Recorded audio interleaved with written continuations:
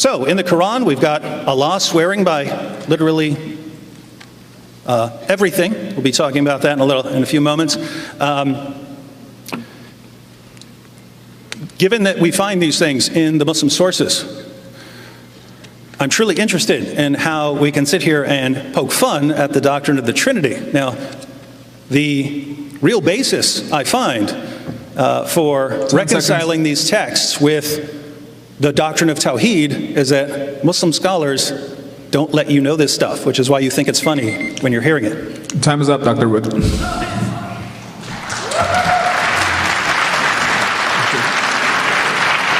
Now we're going to start our second part, which is the 12-minute rebuttal. And going first is Mr. Muhammad Hijab. You can go ahead. I think David Wood has said some career-ending, embarrassing statements today. I mean, to be honest with you,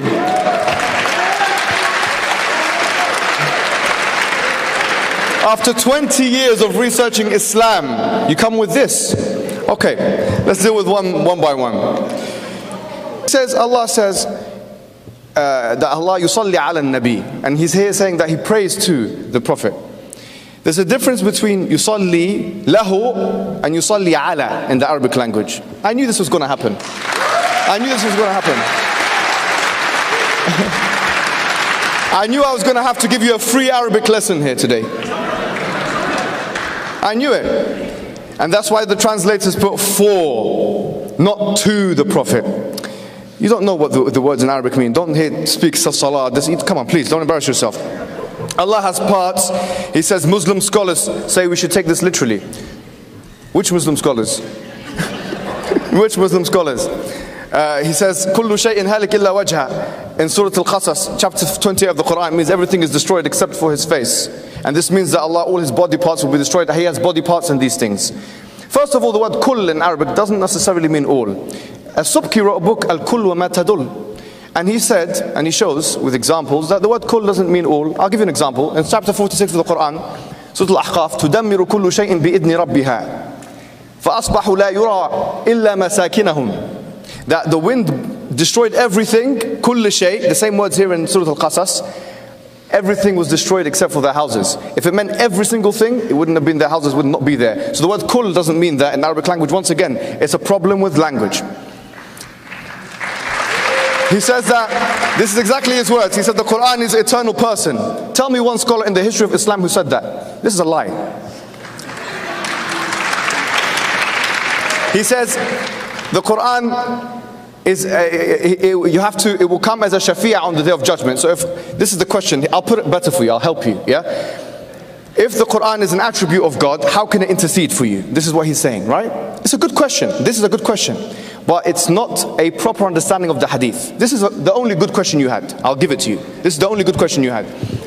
The hadith says, Iqra al-Quran. So it's not that the Quran, i.e. the attribute of Allah that will intercede for you on the day of judgment, but it is your qira'ah of the Quran and the thawab that you get of the Quran, which means the reward you get from the recitation of the Quran, not the Quran as an attribute of Allah. Yeah. He says, therefore, there's 114 persons of the Quran, two called qui fallacy. I told you he would do it and appeal to hypocrisy. So here are you admitting that having more than one person of a being of God is wrong because you should leave Trinitarianism then? But obviously, as we know, there's no one in the history of Islam that referred to the surah of the Quran as persons. This is wrong. You don't know about Islam. Here you're being educated. He said, وَلَمْ تَكُنْ لَهُ صَاحِبًا. He didn't know the Arabic, but I'm going to give him the Arabic. In chapter 6, verse 108 of the Quran, where Allah subhanahu wa ta'ala says that Allah did not have a mate. So does this mean, what does this mean? That biological, they had a discussion about biological. Really and truly, how can you have a begotten son? There's only three options. Number one, biology. Number two, adoption. And number three, metaphor.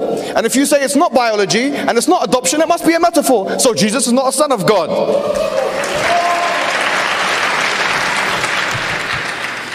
Okay.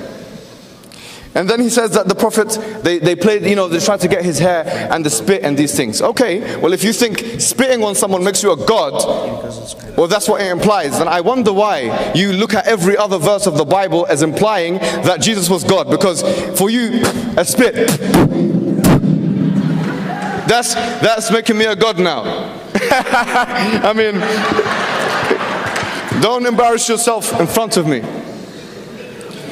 Assalamu alayka, he said this means that he's interceding because it's a narrative voice. Assalamu alayka, we say this in the tashahhud every time. It's a narrative voice. However, let's not say it's a narrative voice. Let's give it to him. He says this must mean that the Prophet Muhammad is omnipresent. Yes, he's omnipresent. Let's have fun with him today. There is a hadith in Bukhari which says that whenever one person does salah on the Nabi, which means blessings and praise on the Prophet, blessings on the Prophet, the angel will carry that and give it to him.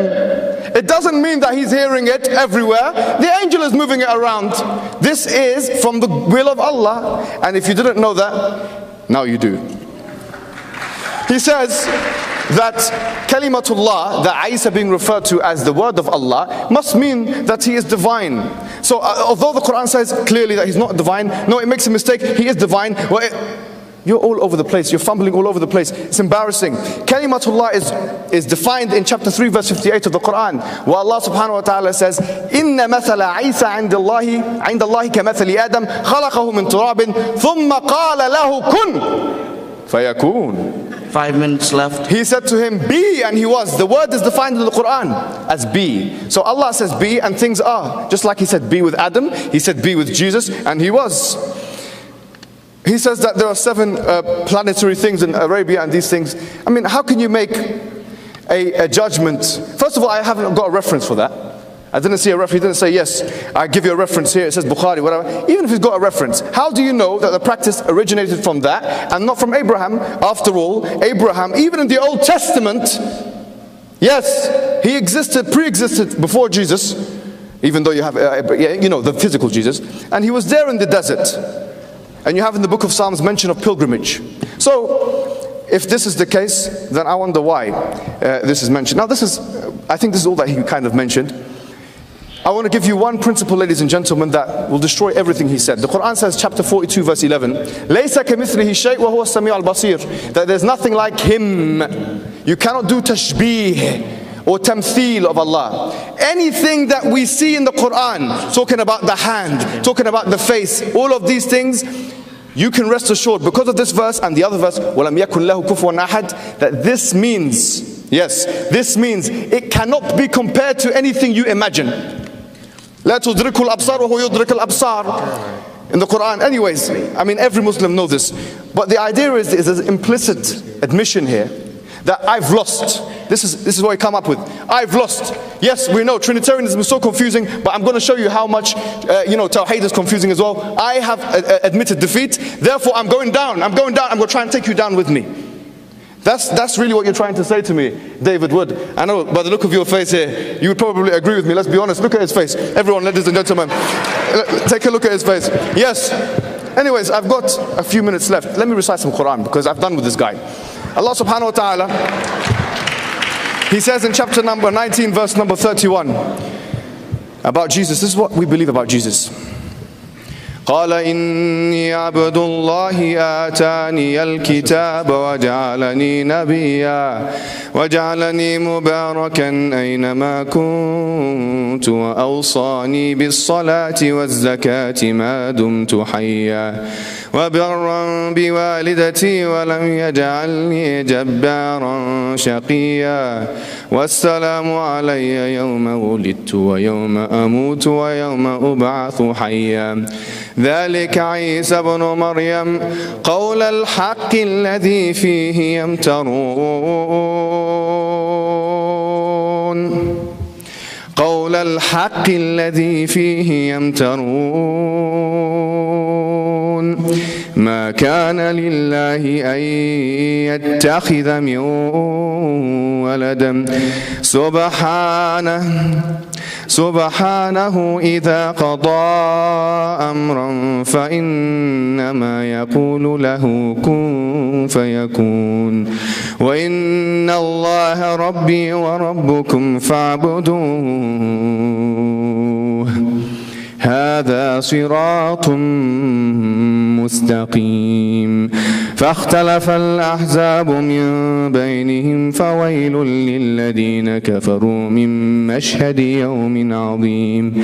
The Isa said Jesus, according to this is, guys, Christians. This is what Allah says in the Quran. Listen to it. Tell me if this is not a better model for you. Be honest. This is Jesus. He says, I am the slave of Allah, of God. He gave me the book and He made me a prophet.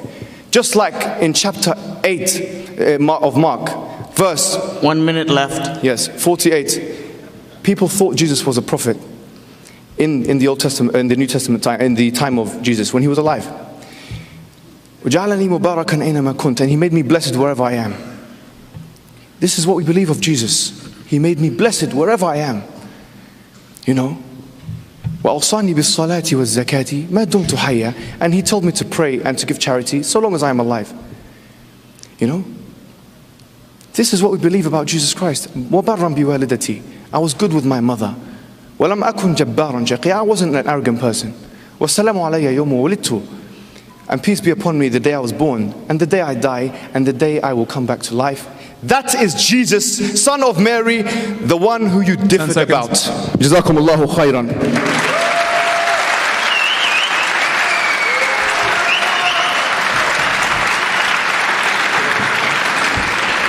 Before we start on